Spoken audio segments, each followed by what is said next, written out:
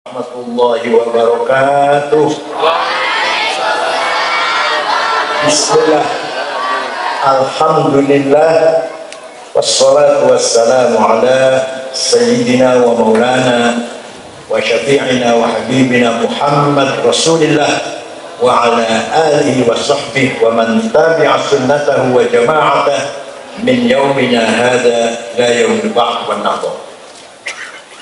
Al-Mukarramah ibunya ini Khamsatul Faridah Zaujah Al-Mafullah wal-Mahum Al-Syekh Muhammad Tahir Bishari A'azzahullah bi'izzih wa hafiduha biri'ayatih.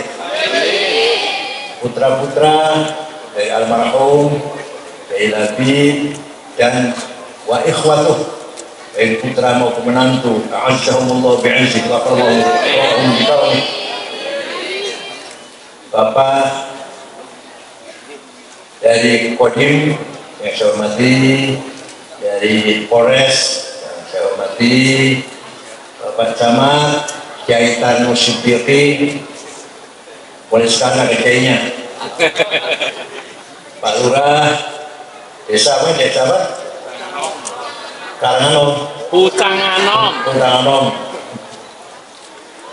Sadati wa sayyidati anisat wa ashabi wa jumalai abnai wa banati wa hudur ashab al-ma'ahid ashabatul kesuhiyah al-mu'tabarah, para masyayikh, para kiai, para ulama, pengurus pesantren ulama, pesantren nahdlatul ulama, Badan Otonom Muslimat Fatayat, Ansor, Pagar Nusa,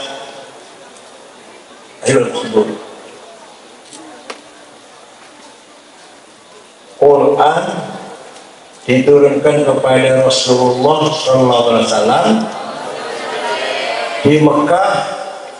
Ketika waktu itu Mekah dalam keadaan jahiliyah, ummiyin, buta huruf rata-rata, yang bisa baca tulis tidak lebih dari 10 orang. Ka'ab bin Zuhair, Zuhair bin Abi Salmah, Umayyah bin Salam, antara Al-Absi, itu bisa nulis tuh, yang lainnya bisa huruf. Dan agamanya sangat sesat, buta huruf, agamanya sesat, nyembah waktu tanpa ada dasar teologi. Orang Hindu, orang Buddha nyembah batu, tapi ada kitab sucinya. Rigveda, Mahafad kita, kitab sucinya itu Sanjinista, yang disebut batu, tapi ada filosofinya, ada teologinya. Kalau orang Arab dia batu tanpa ada dasar teologi, tidak ada kitab sucinya. Lah Nabi Muhammad diutus oleh Allah membangun orang masyarakat yang seperti itu. Kalau orang mana ini, daerah apa namanya? Kebun Sari. Sudah tidak minta huruf, agak udah bagus, gampang dakwahnya. Nabi Muhammad dakwah kepada orang buta huruf dan agamanya nyembah batu. Cara bagaimana membangun masyarakat seperti itu? Allah memberi guidance kepada Rasulullah. Huwallazi ba'atsa fil ummiyina rasulan minhum yatlu 'alaihim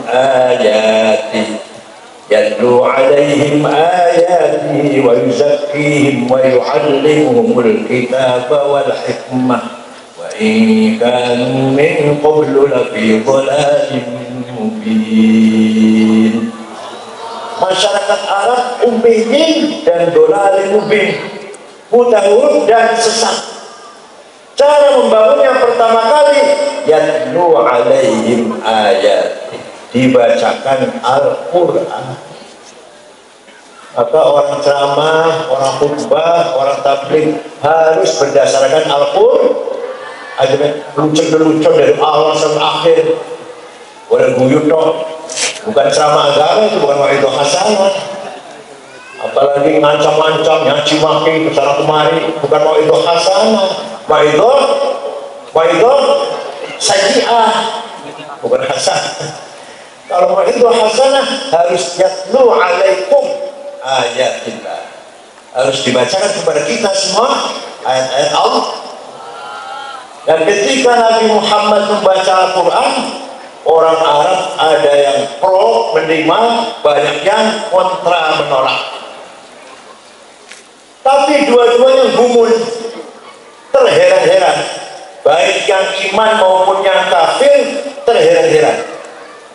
Ini Muhammad bisa cerita Nabi Adam, Ibu Hawa di surga dilarang makan buah-buahan, kemudian makan buah yang dilarang itu, diusir dari surga.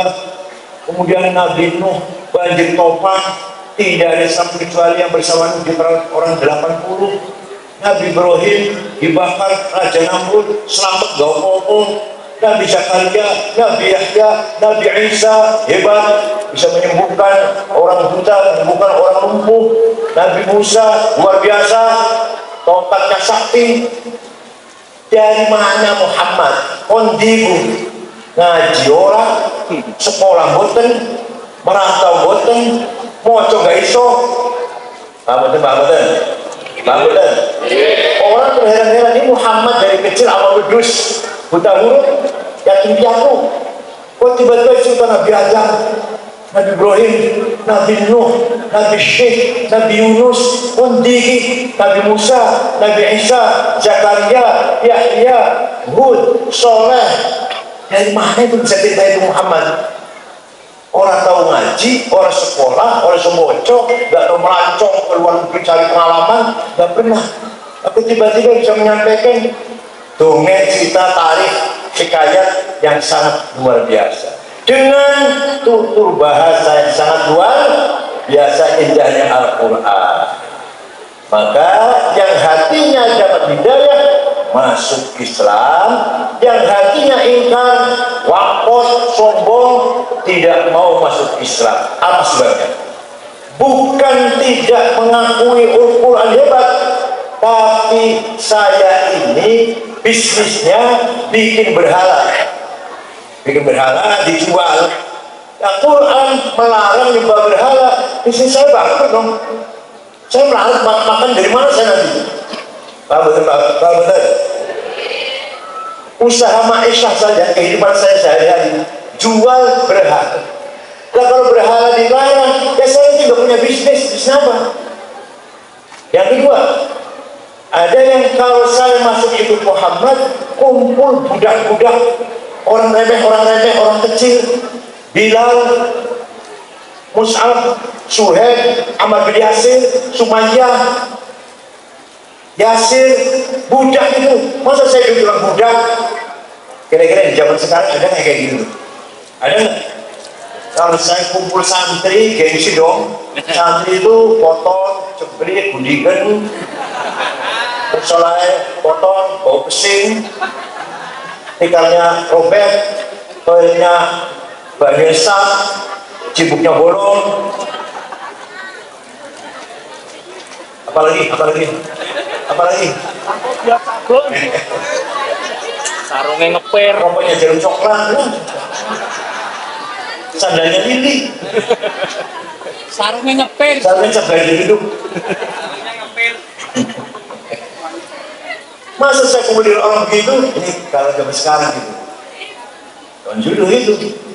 Kalau saya masuk Islam, duduk dengan Bilal, budak itu, Suhaib, Mus'ab, Yasir, Ammar, Sumayyah, gengsi dong. Ada apa? Egois, anaknya sombong. Ada lagi yang nggak ikut, mau ikut Nabi Muhammad.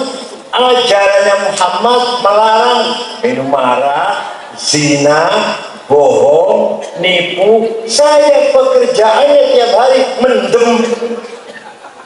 Nah, kalau kita Muhammad kan nggak mendem, orang kuat takut. Paham betul. Kalau saya ikut kiai sekarang, narkoba dilarang, haram. Gak mau ikut kiai, gak mau. Dilarang bernarkoba, dilarang minum arak, dilarang minum whisky. Gak usah ikut kiai. Ya, orang kayak gitu.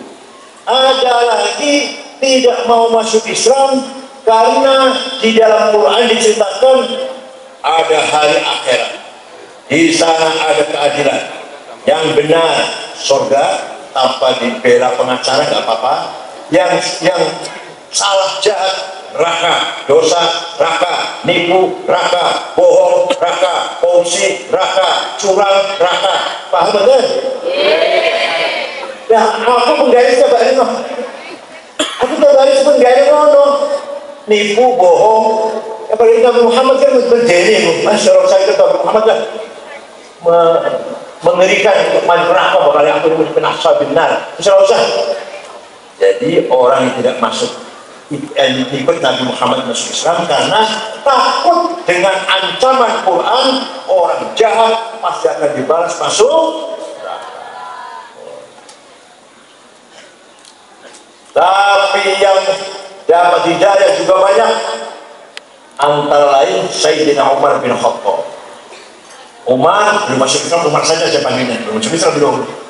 Umar pergi dari kota, meninggalkan kota setengah bulan. Pulang ke kota Mekah, mendengar adiknya namanya Fatimah bin Amr bin Zaid bin Nufail masuk Islam. Adiknya Fatimah bin Khattab dan suaminya tadi Amr bin Nufail. Umar marah, saya tempelin adik saya ini, apa-apaan. Datang ke sana. Di depan pintunya rumah adiknya Fatimah dan suaminya, Fatimah sedang baca Quran. Bismillahirrahmanirrahim. Taha ma anzalna 'alaikal Qur'ana litashqa illa tadhkiratan liman yakhsha tanzilan mimman khalaqal arda was samawati al-'ula ar-rahmanu 'alal 'arsy istawa. Taha, wahai Muhammad, ma anzalna al-Qur'ana litashqa, tidak sekali-kali aku turunkan Al-Quran kepadamu untuk membuat kamu cilaka. Tapi Quran saya turunkan tadhkiratan liman yakhsha, sebagai peringatan bagi seluruh umat manusia yang mau takut kepada Allah. Diturunkan dari yang menciptakan bumi dan langit. Siapa namanya? Ar-Rahman, yang menguasai alam aras dan seluruh alam semesta ini. Itu Umar mendengar bacaan itu ngumpruk, duduk, kemeringat dingin. Panjenengan merokok bocah Quran anom. Sayyidina Umar keringat dingin. Akhirnya menarik kertas yang sedang dipegang oleh adiknya. Beliau pun ikut baca, gemetar, berkeringat. Selesai baca, Aina Muhammad al-an. Saya kira nanti Muhammad di sana, di jihad, di rumahnya sahabat Arqam bin Abil Arqam. Udah, saya ke sana. Umar lari ke sana, ketok pintu, para sahabat ketakutan di dalam rumah itu. Kanjeng Nabi dengan tenang membuka pintu, Umar masuk, langsung baca syahadat, masuk Ini kata Nabi, salah satu doa saya yang mustajab, Allahumma qawwil Islam bi ahadi Umarin. Ya Allah, kuatkan Islam dengan salah satu Umar. Kalau gak Umar bin Khattab, Amr bin Hisham, Abu Jahal.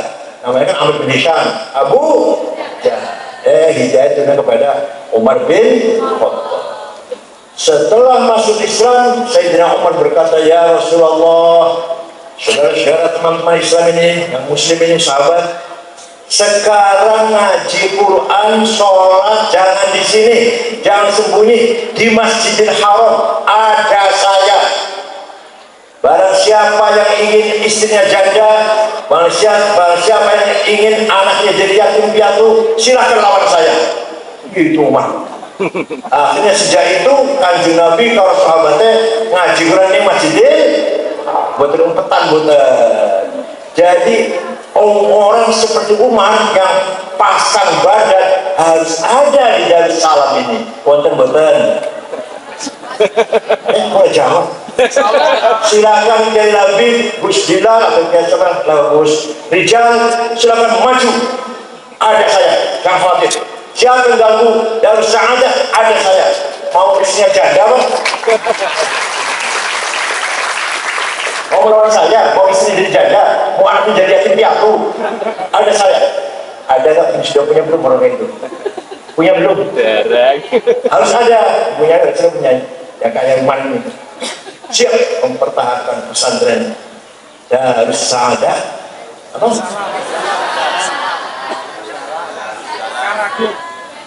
Mekar? Aku. Bon. Jadi harus ada orang yang siap membentengi Nahdlatul Ulama. Pak Camat benteng Erwin, NWASI, pernah PMI, pernah Ansor, pernah Isnu saat ini, Isnu, Camat, benteng NU ini. Kalau ada yang ganggu Darussalam, Pak Camat akan siap badang-badang.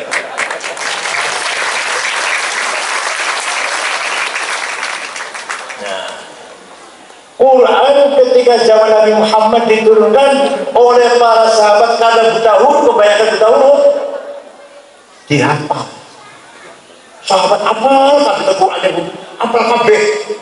Nah, orang sing iso nulis tidak sempurna. Ada yang cuma surat Baqarah, ada yang surat punya Amma, ya Tasa'alun, surat Naba, ada yang punya tulisan sebagian ayat sekian ayat. Nggak ada yang sahabat punya tulisan Quran dari Al-Fatihah sampai Anas, betul wonten yang bisa tulis bagian kecil.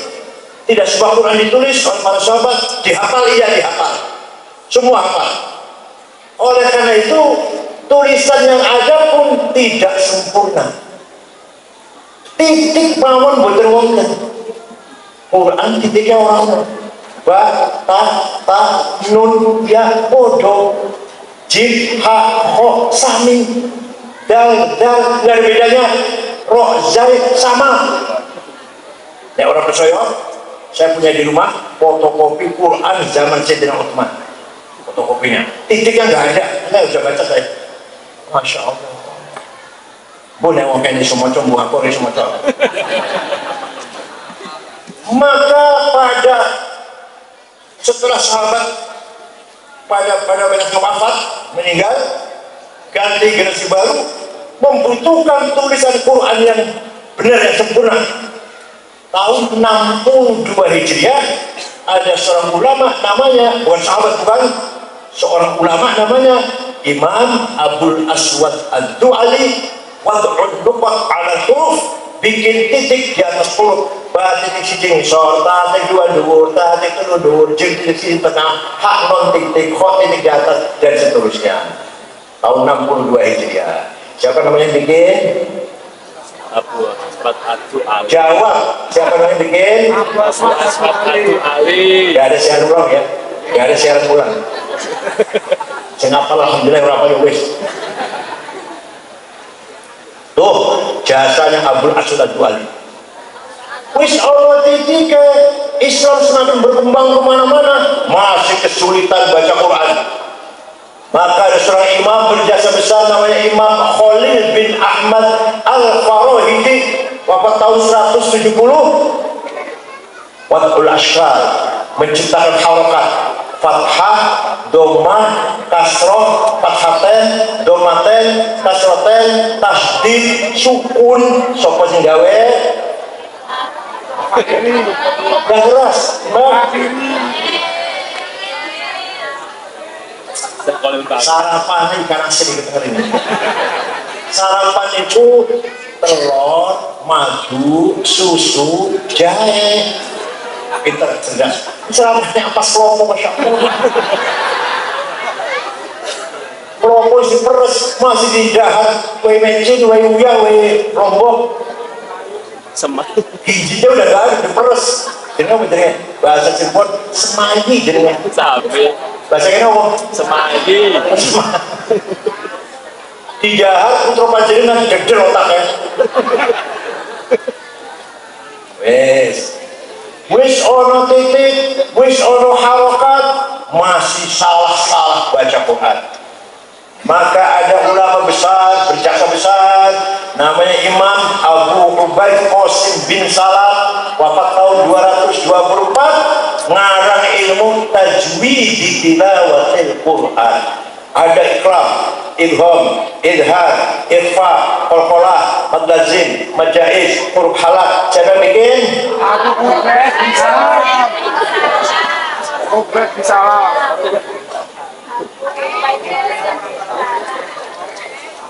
Sempurna sekarang. Sekarang tulisan Quran sempurna, tinggal kita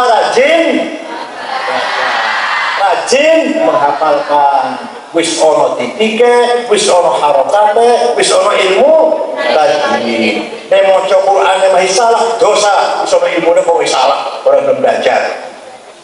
Kalau nanti ada orang buta datang ke pesantren saya, wah Quran luar biasa. Namanya Budi siapa ya? Budi namanya. Terus saya bilang, heran ya, santri. Ada orang buta kok begini menghafal Quran. Dia ngomong, saya malah heran yang nggak buta menghafal Quran. Yang heran saya yang jenengan yang matanya merem nggak hafal Quran, saya matanya merem aja hafal Quran. Halnya saya hormati. Ya. Jadi jasanya ulama luar biasa betul.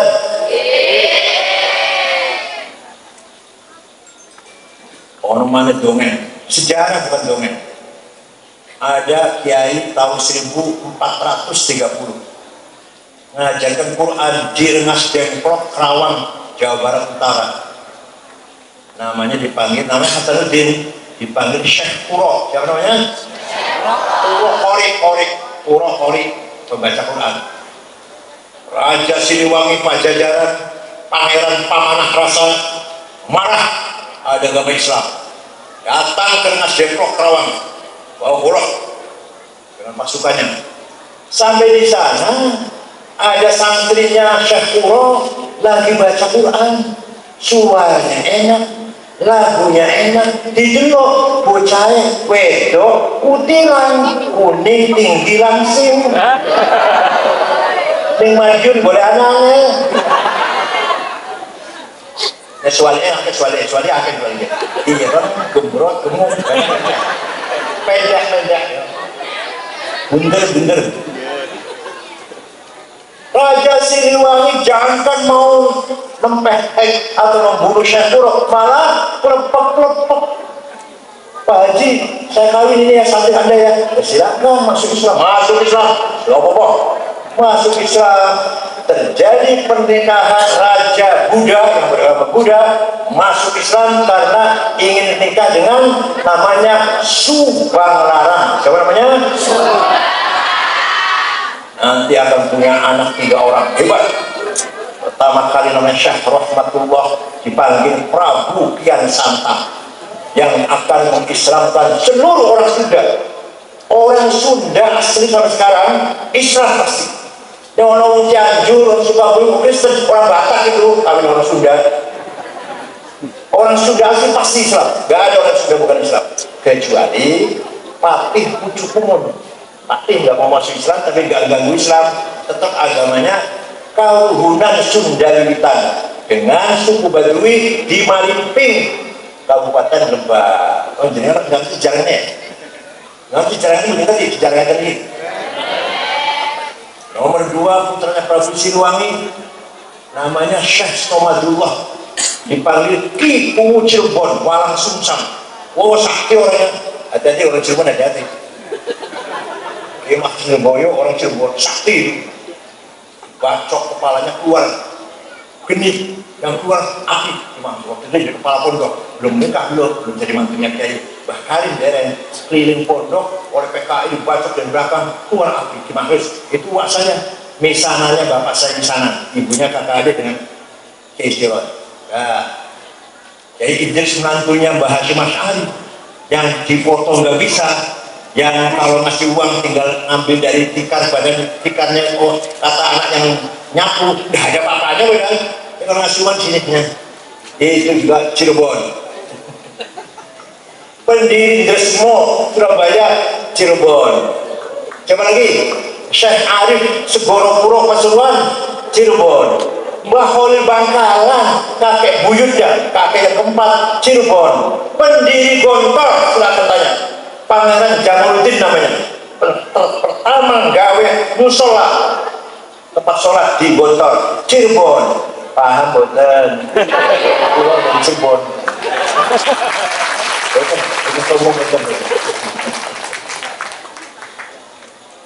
Ya Kiku Sangkan itu Kabupaten Cirebon, Bupati Cirebon punya ilmu 3. 1 Dipa apa namanya? Haji Dipa bisa memahami bahasanya binatang. Jadi orang semut lagi bertengkar, ngerti dia. Ini orang kucing lagi mesra-mesraan, ngerti dia itu bahasanya. Namanya Aji Dipa. Nomor 2, Titi Murti, bisa diraksasa, bisa jadi besar, pernah bentang, kaki kiri di Gunung Semeru, kaki kan di Gunung Jaran, di atas gunung bentang, itu akan diserang oleh Belanda. Ya Allah, luar biasa. Terus yang terakhir namanya perempuan Rara Santan atau Syarifah Mudaim, dinikah oleh seorang Habib dari Pakistan namanya Sayyid Abdullah Azmat Khan, punya putra Sunan Gunung Jati Syekh Tarif Hidayatullah. Paham boten? Gara-gara Al-Qur'an dan dibaca oleh Kutilang. Coba kalau baca enggak Kutilang, dan jadi masuk Islam itu. Jadi sebanyak Al-Qur'an dibaca oleh Kutilang. Cantik itu penting, cantik itu penting. Kalau sudah bisa baca Quran, wa yuzakkihim, nomor 2 ini, wa yuzakkihim, mentalnya dibangun, akhlaknya dibangun. Rasulullah membangun akhlaknya orang Arab yang kayak setan itu. Bapaknya mati, ibunya masih beres, dikawin dewe. Orang jahiliyah. Dan dua anak itu takut jadi umpan, dipendam urip-uripan jam masih baru lahir. Sayyidina Umar pernah. Sayyidina Umar sebelum masuk Islam pernah ngubur urip-uripan anaknya perempuan baru lahir. Masya Allah. Paling seneng bulat. Yang orang salah satunya mati, tonton, salah satu ada yang mati, tepuk tangan, berarti sukses acara ini. Yang orang gelut terus orang mati udah. Itu jahiliyah Arab ini. Nah, sing salah mau cilik disiksa, yang salah mau gede tenang-tenang saja. Itu sekarang saya kayak gitu. Pak, saya tanya ada nggak di Bandung kayak gitu? Gak ada ya. Yang salah wong gede aman, yang salah cilik dihukum. Pokoknya buatan ngeri. Alhamdulillah ini pecel, nggak ada ya. Ya, itu namanya jahiliyah. Itu jahiliyah namanya. Jahiliyah bukan hanya nyembah berhala, tapi curang, tidak adil, zalim, dengan jahiliyah semuanya. Paham ya? Lah masyarakat yang seperti itu oleh Nabi Muhammad disulap menjadi memiliki al-akhlaqul karimah.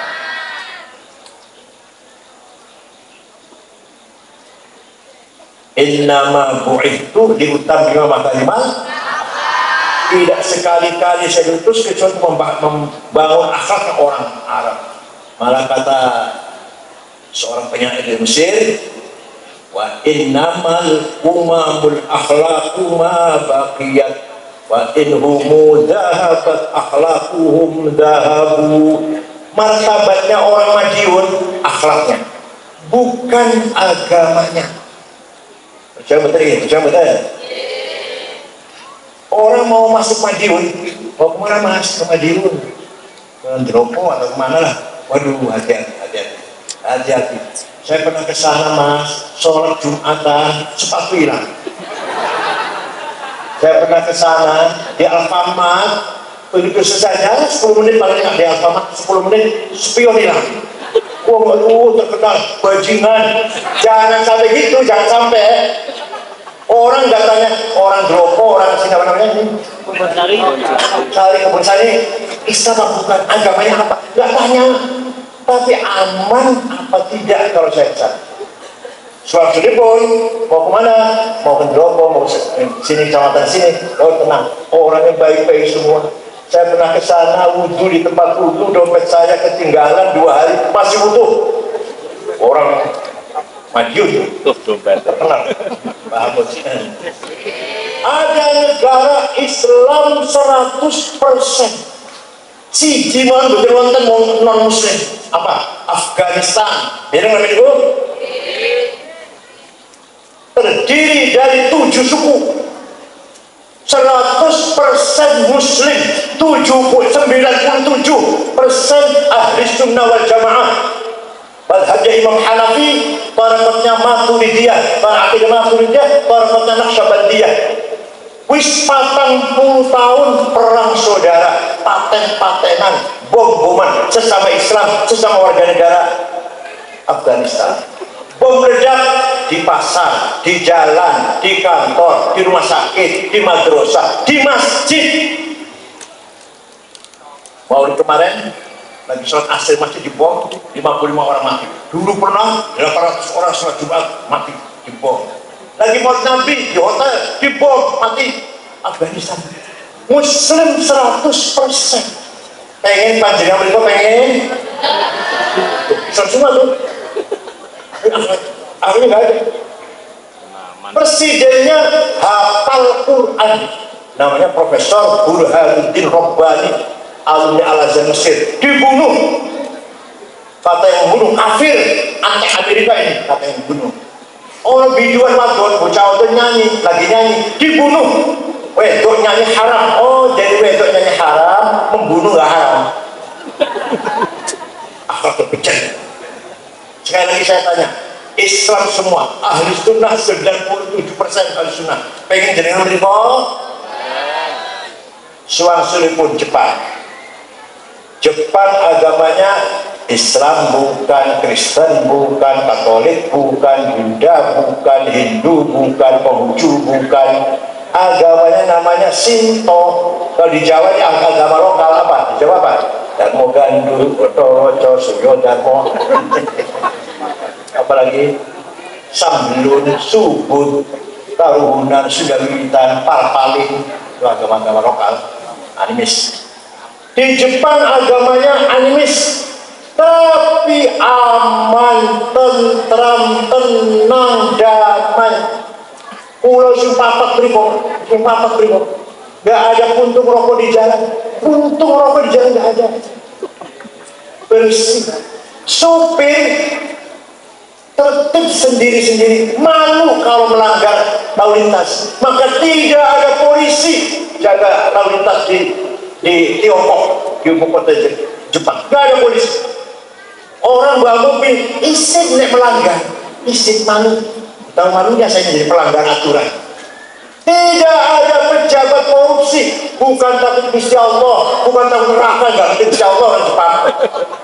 Izin, ini ketahuan, izin si A, bupati misalkan, bupati korupsi, saya malu, istri malu, anak malu, cucu malu, saudara keluarga semuanya malu, gimana? Dari kau malu betul? Di Indonesia ada malu enggak? Korupsi ada enggak?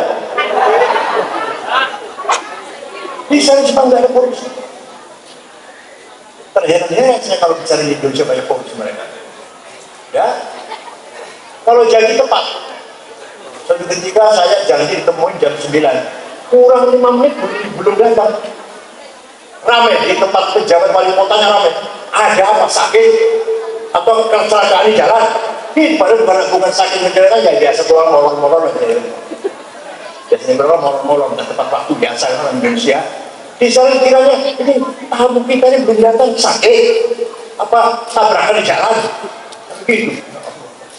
Waktu ke-11 sepak bola Jepang main di Doha, Qatar, ditonton ribuan anak Jepang nonton, tidak ada puntung satu pun. Tidak ada plastik sampah satupun. Semua diringkus dewe-dewe, dibuang ke tempat sampah dewe-dewe. Masya Allah. Kira-kira dapat maju itu ya kira-kira. Sekali lagi, martabat bangsa, akhlaknya, bukan agamanya. Bukan hanya Afghanistan saya cerita itu, Somali, negara Somali juga perang saudara sampai sekarang belum selesai. Negara bubar, Libya, dalam Muammar Gaddafi ditembak di gorong-gorong air sampai sekarang belum selesai. Perang terus satu sama lain, sesama mereka. Libya dan Al-Sunnah Jamaah semua, Islam semua. Ya Allah. Anti akhlak Rasulullah dibangun sekarang ditinggalkan oleh orang Arab. Rasulullah membangun akhlaknya orang Arab menjadi orang yang jujur, hormat satu sama lain, harmonis satu sama lain. Jangankan dengan sesama Islam, man qatala dhimmiyan fa ana fasbuh wa man kuntu fasbahu fa lam yashumma rihtal jannah. Barang siapa membunuh non muslim, ya Allah wong mateni non muslim berhadapan dengan saya, dan barang siapa berhadapan dengan saya gak akan masuk surga. Orang yang bunuh Kristen misalkan gak akan masuk surga, bukan bunuh Islam. Ya, suatu ketika ada maling ketangkap oleh Usama bin Harith. Lapor Rasulullah, ada maling perempuan. Ternyata malingnya anaknya tokoh sahabat Uthman bin Maz'un. Jadi gimana? Gak usah ditangkap ya, lepas saja lah. Mengingat bapaknya orang besar, sahabat besar. Apa? Usama? Wallahi law wada'u syamsa fi yamini wal qamara fi yasari ala anna hadzal amr ma taraktu. Wallahi law sarqat Fatimah binti Muhammad laqata'tu yadaha.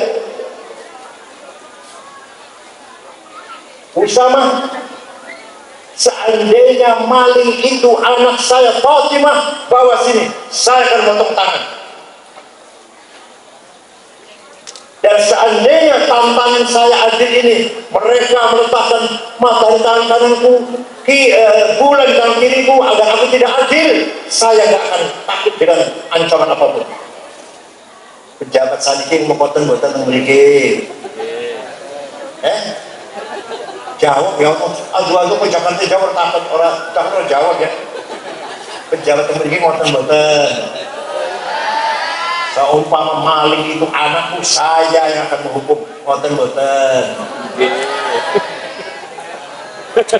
Seandainya saya akan menegakkan hukum keadilan, diancam dengan tangan kanan diletakkan matahari, tangan kita akan bulan agar saya takut tidak menegakkan keadilan, saya nggak akan takut, tetap saya akan mempertahankan keadilan. Itu Rasulullah SAW. Mugo-mugo bisa ditiru. Sakit niru sakit. Oh, insya Allah kamu. Insya Allah jauh siap, insya Allah. Suatu ketika saya pergi ke Australia tahun 2012 dengan istri saya. Setengah bulan ceramah muter-muter 6 kota, Melbourne, Canberra, Adelaide, Brisbane, terakhir Sydney ibu kota. Ceramah di masjid dan dunia gereja, menjelaskan dari masjid. Ya, habis ceramah di situ ke warung, ke toko, belanja oleh-oleh, Suki mau pulang, besok mau pulang, dapat 2 kardus, bawa ke hotel, beresin oleh-oleh. Ternyata HP saya tidak ada, hilang. Masuk pojok-pojok, tak boleh kau ya wis mau di Jakarta tuku mana? Sing getun paling nomor-nomor itu hilang. AB-nya sih gampang tuku mana? Mau tidur jam 9:30, mau tidur sudah. Besok mau terbang ke Jakarta, ada orang ngetok pintu. Saya buka, petugas hotel dengan anak laki-laki satu mengembalikan HP saya. Pak, HP-nya Bapak ketinggalan di toko saya, ini saya kembalikan. Kira-kira kalau HP ketinggalan di warung Madiun gimana?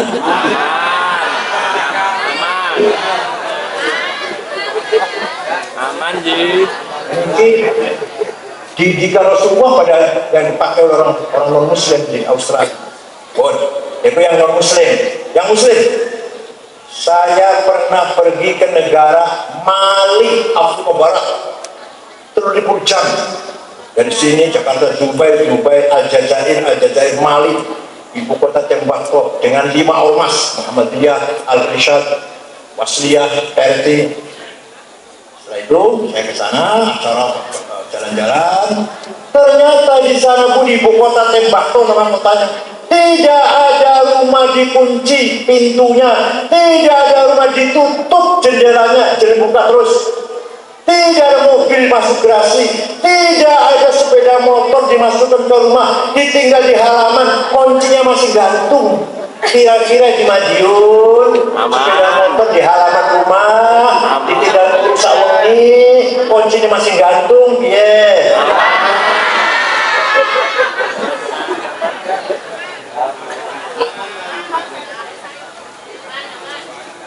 Setelah 8 tahun Kanjeng Nabi di Madinah, Kanjeng hijrah kan dengan takut-takut tuh. sembunyi-sembunyi sampai lari-lari kan. Setelah 8 tahun masuk ke Mekah umroh, diikuti puluhan ribu orang Islam.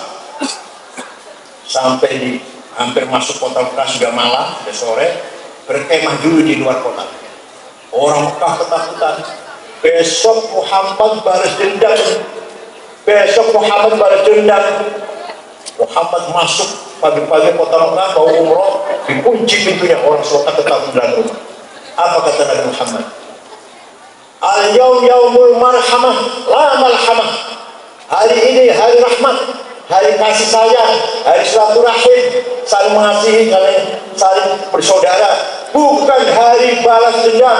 Tidak ada balas dendam. Yang dulu membunuh saya maafkan, yang dulu caci maki saya maafkan, yang dulu menyakiti saya, meludahi saya, memasang duri di depan pintu rumah saya maafkan.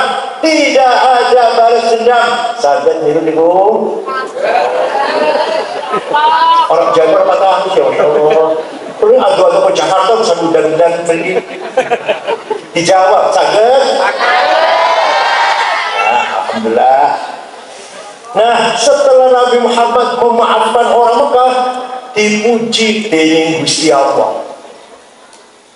Kalau terus terang mau ini, mohon maaf ya. Saya ini banyak yang muji di medsos, yang muji banyak. Tapi bagi saya tidak ada pengaruhnya apa-apa. Karena yang muji sama dengan saya. Doyan ikan asin, sambal terasi, dari suara bagi nama saya. Oh, kalau kita perang. Dicaci maki banyak. Yang mencaci maki saya, kafir, dajjal, liberal, syiah, oh macam-macam. Jelas seperti di medsos saya nggak takut, enggak. Kenapa? Kalau mencaci maki saya sama dengan saya. Makan ikan asin, sambal terasi, ditambahi pete, nyawi suara mainan. Kenapa takut? Di panjenengan, Gus Labin, Gus Rijal dan lain-lainnya. Kalau dicaci maki, nggak usah takut. Yang nyaci maki panjenengan, puluhan panjenengan. Yang muji-muji, nggak usah. Jenengan apa? Bangga dipuji. Sing muji-muji puluhan panjenengan. Paham betul? Kanjeng Nabi sing muji Gusti. Yang kulo sing muji padha karo kulo. Fa bima rahmatin min Allah linta lahum walau kunta faddan ghalidhal qalbi lan faddu min hawlik fa'fu anhum wastaghfir lahum wa shawirhum fil amr. وَإِذَا عَزَمْتَ فَتَوَكَّلْ عَلَى اللَّهِ إِنَّ اللَّهَ يُحِبُّ الْمُتَوَكِّلِينَ. Muhammad, kamu santun, kamu ramah, kamu pemaaf, sehingga orang Mekah semuanya minta maaf dan masuk Islam semua berbondong-bondong. Idza jaa nasrullah fatah wa ra'aitan nasa yadkhuluna fi dinillahi afwaja. Orang Mekah berbondong-bondong masuk Islam semuanya. Kamu ramah, kamu santun. Walaupun ghalidhal hawlik, kalau kamu faddan ghalidhal qalb Muhammad, kalau kamu sombong, kasar, caci maki, ngancam-ngancam, orang Mekah akan lari dan mau masuk Islam. Islam mau yang ngancam-ngancam ini. Paham betul? Fa'fu anhum Muhammad, maafkan. Kesal mereka kamu maafkan. Hebat sekali kamu Muhammad. Panjangan saged, dirukan diri makin saged. Yang kemarin nipu 5 juta saya maafkan saged.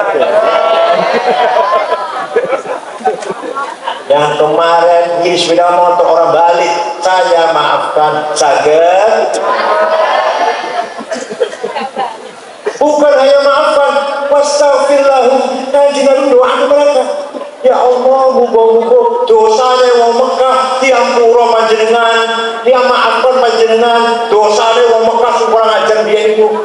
Panjenengan saged sing nyorong sepeda motor muga-muga panjenengan ampun Gusti, saged. Ora jawab. Itu namanya akhlakul. Kanjeng Nabi itu bangun orang sewa kados wong seperti itu sehingga orang Arab menjadi orang ashabul qulubil azim. Nabi pun dipuji Al-Quran, Nabi ganteng, Quran gak muji. Nabi gagah, Quran gak muji. Nabi pinter, sukses, Quran gak muji. Yang dipuji, wa innaka la'ala khuluqin azim. Engkau Muhammad sungguh orang berakhlak mulia. Di sini pun khusus di sini, jangan hanya ilmunya, jangan hanya nasab yang putranya Kiai Muhammad Thohir, dan akhlaknya harus dibangun dengan akhlakul. Wa khairun nasi du hasabil qadimi aqama li nafsihi hasaban jadida. Sebaik-baik orang adalah orang yang punya leluhur mulia. Kita pun menjadi orang membangun kemuliaan. Kiai Thohir berjasa, putra-putranya pun Kiai Labib, Kiai Rijal, Kiai Bilal, semuanya lah, mantu-mantunya juga membangun kemuliaan yang baru. Jangan hanya mengandalkan bapak saya siapa. Wa syarrul alamin dzawu khonuli idza fakhartahu dzakarul jududa. Sejelek-jelek manusia hanya bisa mengatakan siapa kakek saya. Nah, kamu apa? Kakek kamu Kiai. Nah, kamu siapa? Gombal. Gombal lap ning nelak meja, lap WC. Paham boten? Begitu pula Habib. Gak cukup lah yang mengandalkan Habibnya. Yang Habib yang alim, yang amalnya soleh, yang akhlak baik, saya cium tangan. Saya cium tangan. Ayo lah punya Habib dari sombong, omongan mertua salah mertua ya. Gak saya muliakan. Ada Habib, saya namanya ya, yang mengatakan Kiai Jawa satu, Habib satu lebih baik dari Kiai Jawa 70. Ada yang ngomong, ada Habib nakal. Habib nakal satu lebih mulia daripada 70 Kiai Jawa. Ya, kalau yang itu saya hormati. Hanya mengandalkan judul kakek leluhur saja. Nonton nggih. Wa yuzakkihim akhlaqul karimah. Ngeten. Masih siap tadi? Siap. Manusia itu punya hawa nafsu dua. Berapa? Satu, nafsu ghadabiyah. Apa? Angkara murka, ambisius, egois. Saya harus jadi bupati, saya harus jadi mudir, direktur, saya harus jadi kepala, komandan, saya jadi imam masjid, gak mau makmum. Ini namanya nafsu. Tapi kalau kemauannya tadi diniati dengan baik, caranya baik, tujuannya baik, niatnya kalau saya jadi bupati Madiun akan saya beresin semua orang-orang miskin gratis, sekolah gratis, makan siang ini ada saya nyatin sekolah gratis, rumah sakit gratis, dan caranya benar curang, dan tujuannya ibtigha amardhatillah, mencari ridho. Maka nafsu ghadabiyahnya ganti, arahnya ganti, bukan ghadabiyah, apa namanya, himmah. Apa? Himmah. Dan keras apa? Himmah. Kanjeng Nabi Muhammad orang himmahnya besar. Muhammadun qaimun lillahi duhimamin, Muhammadun sadiqul aqwali wal kalimi. Nabi Muhammad orang qaim lillah, tegak lillahi ta'ala, duhimamin, himmahnya besar. Suatu ketika dinasehati oleh siapa? Pamannya Muhammad, Abu Thalib pamannya. Lain diisi dakwah, kamu tuh akan dibunuh Muhammad, berhenti dulu dakwah. Apa jawabnya? Kalau saya takut kan diajarnya, saatnya mereka akan mengancam membunuhku, saya tidak akan berhenti dakwah sampai saya menang. Ngoten-ngoten panjenengan. Ya Allah jawab, ngoten-ngoten panjenengan. Selama saya masih hidup, saya harus berjuang untuk Nahdlatul Ulama, berjuang untuk Islam, berjuang untuk masyarakatan, berjuang untuk fakir miskin, memberantas fakir miskin, berantas buta huruf pendidikan, tanpa dibayar gak apa-apa. Ngoten panjenengan. Tanpa dianggapin gak apa-apa. Ngoten panjenengan. Namanya himmah. Saya harus menang. Syaratnya 3 tadi, maka nafsu ghadabiyah menjadi himmah. Ayo bunyi bareng, ayo bunyi bareng. Saya harus menang. Saya tidak mau kalah. Quran yang perintah Pak. Wala tahinu wala tahzanu wa antumul a'launa in kuntum mu'minin. Kamu jangan kalah, kamu jangan direndah, dihina, di bawah. Kalau betul-betul kamu beriman kepada Allah, antumul a'laun, menang di atas. Jadi menang itu wajib, kalah itu dosa. Menang itu kalah, namanya himmah namanya. Yang kedua, semua juga himmah. Wali Songo, Islam harus berkembang di Nusantara, harus sukses. Ki Hasyim Asy'ari, NU besar betul sekarang. Bung Karno, saya harus menang melawan Belanda Jepang. Sukses betul. Punya apa? Punya apa Bung Karno? Punya duit, punya senjata, nuklir. Punya apa Bung Karno? Punya Nomor 2, nafsu syahwatiyah. Apa? Saya harus kaya, uang banyak, mobil banyak, rumah banyak, hutan banyak, kebun banyak, sawah banyak, toko banyak, perusahaan banyak. Apalagi yang banyak? Apalagi yang banyak? Istri. Itu namanya nafsu syahwatiyah. Saya ingin enak, ingin hidup senang, rumah bagus, uang banyak, mobil bagus, ingin hidup senang, damai, tentram. Kalau niatnya bagus, kalau saya kaya, kiai saya umrohkan semua. Kalau saya kaya, musola yang mirip-mirip itu akan saya beresin semuanya. Kalau saya kaya, rumah sakit itu muncul nanti di Madiun. Kalau saya kaya, oh banyak sekali lah, punya uang banyak sekali lah. Pesantren akan saya bantu semuanya. Saya buat ternyata caranya menang benar, caranya kaya benar. Tujuannya ibtigha amardhatillah. Apa? Maka namanya bukan syahwatiyah, namanya azimah. Apa? Ala qadri alil azmi ta'til azaimu wa ta'ti ala qadri kiramil makarimu. Azza, adhaim, makarim diraih dengan azimah. Sayyidina Utsman kaya Bu. Sayyidina Utsman sahabat kaya, pernah sedekah gandum dibawa diangkut oleh 700 cikar. Apa cikar? Gerobak cikar. Gerobak cikar. Berapa kali gandumnya itu? Walhasil gandum diangkut 700 cikar, disedekahkan semuanya oleh Sayyidina Utsman. Syekh Abdul Qadir Al-Jailani. Mirang nama ibu? Orang mana? Orang Baghdad, orang Irak. Suatu ketika ziarah kubur, datang Imam Syafi'i, kuburan ke Kairo Mesir. Berangkat ke barat Kairo Mesir. Di masyarakat sekitar kuburannya Imam Syafi'i di dusun Pustot, namanya dusunnya Pustot, melarat orangnya.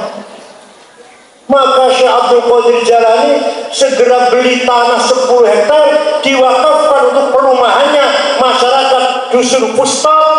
Sampai sekarang masih ono rusun, ono tulisannya Al-Qaf Syekh Abdul Qadir Al-Jailani. Jadi Syekh Abdul Qadir Jailani itu wali sugih loman, panjenengan wali dudu. Sugih boten. Dermawan boten. Terus bopo. Guna urusan bopo, guna urusan. Sugih orang larat. Tas duduk bar ecorak, jadi bukan ecorak 2 juta. Kalau Gucci 7 juta. Hermes 20 juta 2 miliar wonten, tempat 2 miliar gak ada, 1,5 miliar Hermes. Kalau saya kan kiai sampai tas tulisannya pojok musyawarah majelis ulama kabupaten. Kenapa ini misik ya Allah?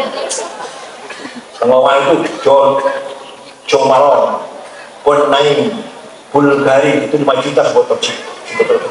Terus sampean 5.000 gratis 10 gram malah. Sandane di sarung ceblane nyuruh, lambene pokorong wis ora ndung kumbah. Oke yen ora coklat ore campur coklat. Gelutuk. Baju tupir Calvin Christian Dior 7 juta. Jas itu dibikin dari wool Darmil England semeter 12 juta. Oh tentu. Jasi terus 7 juta. Ikat pinggang 5 juta, 4 juta ikat Bendy. Sepatu Hermes 100 juta. Oh tentu. Pulpen Montblanc 15 juta. Hanya jalan mati. Jadi kaya itu wajib. Allah berfirman, wal yakhshal ladzina law taraku min khalfihim dzurriyyatan dhi'afan khafu 'alaihim falyattaqullaha wal yaqulu qawlan sadida. Ojo ngantek sampai mati meninggalkan anak cucu melarat. Ini Quran, Pak. Jangan sampai kamu meninggal dunia meninggalkan anak melarat-melarat. Jadi sampai aku lebih sugi dan nanti kalau panjenengan meninggal dunia diwarisi oleh anak-anak, semuanya dapat warisan yang cukup banyak. Paham betul? Walaqad katabna fi zaburi min ba'di dzikr annal arda yarithuha ibadiyas salihun. Saya wajibkan, saya tetapkan bahwa kekayaan alam ini untuk hamba-hambaku yang soleh. Kiai, Syuriah, Katib Syuriah, Ketua UMNU, Imam Masjid, Majelis Ulama, itu yang hasilnya kaya itu. Sekarang yang ngangkangi nikel, batubara, mangan, boksit, granit, siapa? Emas, belian, minyak, gas, siapa? Kiai, wong soleh. Ada 9 naga. 9 naga berusaha nambang. Untungnya wong somiki untungnya 1.000 triliun. Paham betul? Kayak imagine ada punya tambahan. Tali tambang. Tali tambang ya, tambang. Jadi sugi itu wajib. Modalkan anak taruh duit, bangun masjid taruh, bangun masjid ini, bangun asrama wali songo taruh, lu mau haji, lakoni rukun Islam taruh.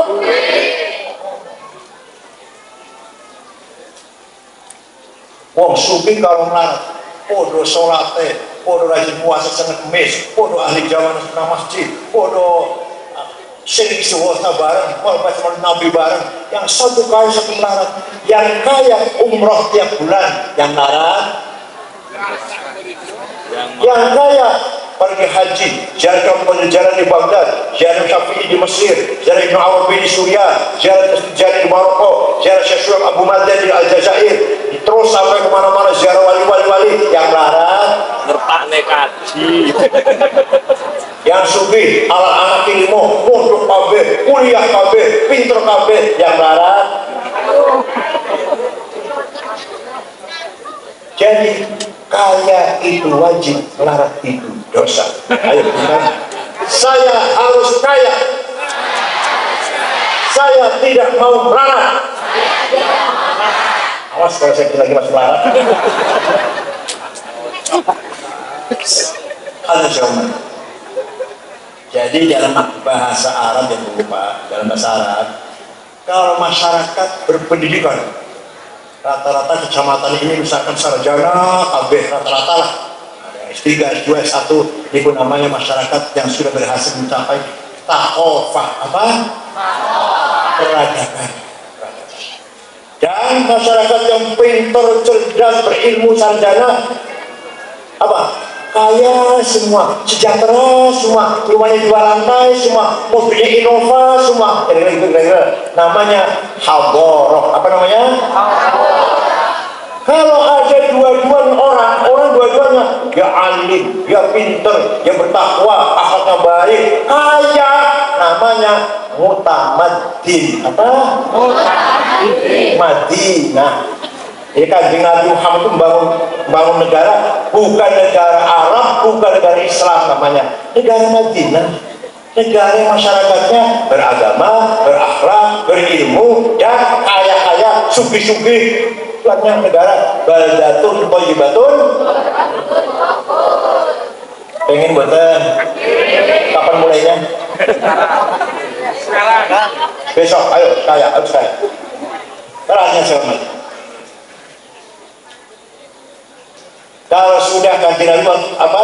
Sudah wa yuzakkihim, membangun akhlak, baru wa yu'allimuhumul kitab, pendidikan akhlak dulu, baru pendidikan karakter dulu, baru education, baru skill. Orang pinter akhlaknya belum dibangun, malah korupsinya luar biasa.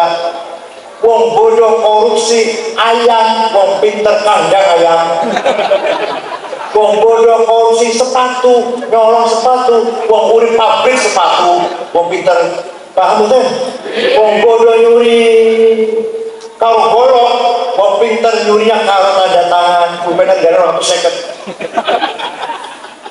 Keluarlah 8 triliun, keluarlah 2,5 triliun, ya Allah. Innama jazaa'ul ladzina yuharibuna Allah wa rasulahu wa yas'auna fil ardi fasada an yuqattalu aw yusallabu aw tuqatta'a aydihim min arjulihim min khilaf aw yunfau minal ard. Orang yang bikin hancur ekonomi masyarakat, jadi orang korupsi itu, kalau korupsinya 100 juta, 200 juta, merugikan negara. Apa? Kalau korupsi 8 triliun, kalau korupsi 2,5 triliun seperti Setia Novanto, ketua DPR, ketua Golkar kemarin, sekarang di penjara seumur hidup. Kalau korupsi 1 triliunan, membangkrutkan negara. Gimana? Lah orang bangkrut negara itu hukumannya apa? Bukan 20 tahun, bukan seumur hidup, tapi yuqattalu, dibunuh, yusallabu, disalib, tuqattalu min khilaf, tak 2 tangan, 2 kaki, potong, audun atau dibuat ke laut. Quran ini. Ya Allah. Orang yang bisa menghancurkan negara. Paham betul? Wong tani golek pupuk angin, sing subsidi tapi pusing boten sudah kata. Beras murah yo angin, beras saiki berapa? 20 ya, 20 udah. Di Jakarta ada yang 22.000. Yang paling bagus 22.000 di Jakarta. Baru kali ini ada harga beras sekian, luar biasa. Korbannya wong Cina, bensin orang mudun-mudun. Padahal kita minyak punya gas, orang mudun-mudun. Korbannya wong melarat, wong Cina, bor sare sopo sampai wong Cina.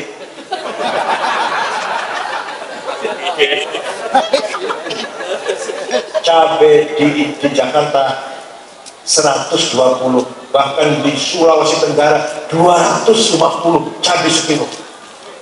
Bawang merah di Jakarta 50.000. Walhasil harga-harga mahal semua menjelang Ramadan ini. Mari kita berpegang teguh dengan Al-Quran. Sebenarnya kekayaan alam ini harus dikelola oleh orang-orang yang layak, yang baik-baik, yang ibadiyas sholihun. Paham betul? Cari ilmu, kita tahu ilmu pengetahuan yang maju. Kalau ada ilmunya hebat, baru wa yu'allimuhumul kitaba wal hikmah. Pinter wis, sugih wis, apalagi akhlaknya udah bagus. Satu lagi, ilmu hikmah. Percoba ada ilmu hikmah. Ada nafkah rebbannya. Fa'idha sawaituhu wa nafakhtu fihi min ruhi faqa'u lahu sajidin. Gusti Allah membentuk Adam dari tanah. Dari tanah ditiup dari rohnya Allah, maka jadilah manusia. Jadi panjenengan ini membawa rohnya Allah. Nah, rohnya Allah itu gunanya untuk ma'rifat, tawakal, ridho, syukur, qanaah, ikhlas, ukhuwah, mahabbah. Siap? Hati sampai diisi dengan itu, siap? asror panjenengan diisi, dipenuhi dengan itu siap. Hati itu mempunyai asror, bisa membaca yang rahasia. Contoh Gus Dur baru dioperasi kepalanya, syaratnya di rumah sakit, di kamar ada 5 orang. Pelan-pelan saya, Pak Muhaimin, Pak Saifullah Yusuf, Ketua Golkar Jawa Tengah Haji Wisnu, Menteri Koperasi Cakrawijaya, Sugarto Cakrawijaya. Kita pelan-pelan ngobrol. Gus Dur bangun, duduk. Mengko aku bakal jadi presiden. Kita orang ini kaget, nangis lah. Ini Gus Dur konslet gak waras. Ternyata jadi sing ngandani sapa itu? Sing ngandani sapa? Nurun mubashir ya ketibu ala qalbi man yasha. Nur dari Allah langsung diberikan kepada Gus Dur dan siapapun yang dia kehendaki. Suatu pagi jogging, jalan-jalan olahraga, mampir ke rumah saya setelah selesai, minta minum air putih, minta roti tawar. Duduk, saya buka AC, ngorok. Gus Dur ngorok. 20 menit, ada saksinya, ada santri saya. Begitu bangun, mengko sampean nek wis umur 56 dari ketua umum PBNU. Betul, saya 2010 di Muktamar Makassar jadi PBNU, umur saya 56 tahun. Yang ngandani sapa sing ngandani sapa sing ngandani? Sing ngandani sapa? Sepak bola Spanyol, Prancis. Kita lihat, saya, Pak Muhaimin, Pak Saifullah Yusuf melihat TV. Gus Dur betul melihat, betul ketinggal. Iki kok bakal Prancis menang 1-0. Bener. Seminar di Pustaka Nasional dengan tema judul Mengenang Jasa Jenderal Simatupang. Yang bicara 4 orang. 1, Romo Muji Sutrisno. 2, Yakub Utomo, Kompas.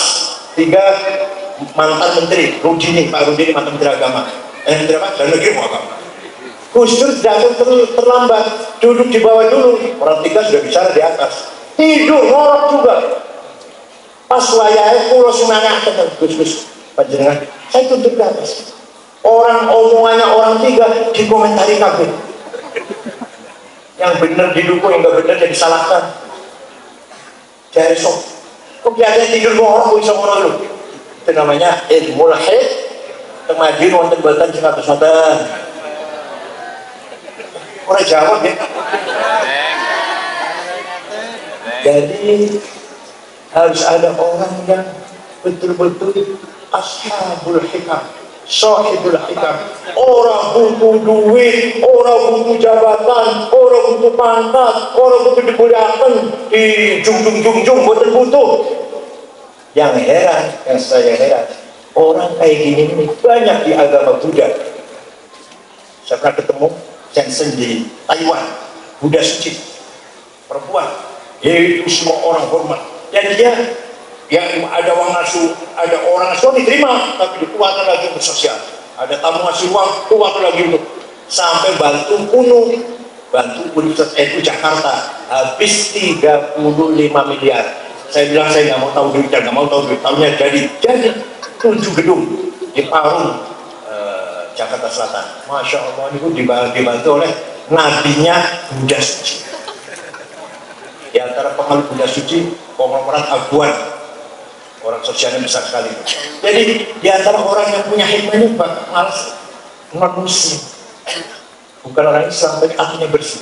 Hati orang dari hasud, dengki, sombong, benci, nggak ada. Maka kalau mau tahu ingin balas dendam nggak pernah. Walaupun orang itu bukan orang Islam, ada nurnya orang itu. Paham betul. Mudah-mudahan pesantren Darussalam mekar ala barakatillah. Mudah-mudahan diberikan kekuatan lahir batin, zahiran wa batinan bagi para pembinanya, pengurusnya, dan pimpinannya. Mudah-mudahan pesantren Darussalam manfaat untuk masyarakat Islam se-Indonesia bahkan dunia internasional. Ala barakatillah, gedung diresmikan, gedung apa namanya, Wali Songo ya. Mudah-mudahan manfaat dan barokah. Insya Allah jangan putus asa. Semua yang besar dulunya kecil. Santri dari Boyo waktu saya di sana tahun 68 dari Boyo. Santrinya 2.500. Sekarang 40 berapa? 46 ribu dari Boyo Kediri santrinya. Waktu saya di sana tahun 68 2.500. Santri saya di Cirebon dulu waktu ayah saya 500, sekarang 5.200. Walhasil jangan kecil hati, sekarang masih susah, sekarang masih merambat. Insya Allah sekian puluh tahun lagi akan menjadi pesantren yang besar, asalkan kita tetap ikhlas lillahi ta'ala. Muga-muga untuk manfaatipun. Mohon maaf kalau ada perkataan yang tidak berkenan. Syukron wa dumtum bil khairi wal barakati wan najah. Wallahul muwaffiq ila aqwamit thoriq. Wassalamualaikum warahmatullahi wabarakatuh.